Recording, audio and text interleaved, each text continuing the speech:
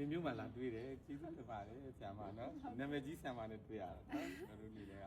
နော်ကျေးဇူးရမ်းတင်ပါတယ်ဆရာမရဲ့မေတ္တာလေးနဲ့ဟုတ်ကဲ့ပါဆရာမလည်းအရင်ဝမ်းတာတယ်တွေ့ချင်းကို ကံကောင်းလို့ဆိုတာ ကံကောင်းလို့ဆုံးတာဟုတ် ဟုတ်ကဲ့ပါဆရာမနော်ကျေးဇူးတင်ပါတယ်ဆရာတို့နောက်နောက် ကုနီပါအောင်နော် ဟုတ် ဆရာမတစ်ချက်မဟုတ်ရဲ့ဒီဥစ္စာကိုလာတာဒီအိမ်တက်လာရင်းနဲ့မင်းမျိုးမှတွေ့ကြတာကျေးဇူးတင်ပါတယ်အားလုံးပဲ ဟုတ်ကဲ့ပါရှင် ဒီနှစ်ကတော့တကယ်ပဲမင်္ဂလာရှိတဲ့နှစ်တစ်လေးဖြစ်သွားပါပြီရှင်။ line ပေါ်မှာအမြဲတမ်းကြည့်ပြီးအမြဲတမ်းအားပေးအမြဲတမ်းလေးစားအားကြရတယ်။ဦးမိုးနဲ့တွေ့ခွင့်ရတာလဲတကယ်ကိုမင်္ဂလာတစ်ပါးပါပဲရှင်။ဦးမိုးနဲ့ချစ်စရာကောင်းလာတဲ့ဇနီးမောင်နှံကိုတွေ့ခွင့်ရတာ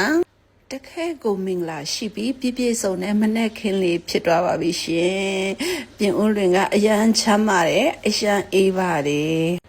ပြင်ဦးလွင်ကိုအလဲလာမဲ့တူများအနှွေးထဲတည်တည်ချာချာပြင်ဆင်ခဲ့ပါစောင်းကလေးတွေပြင်ဆင်ခဲ့နော်။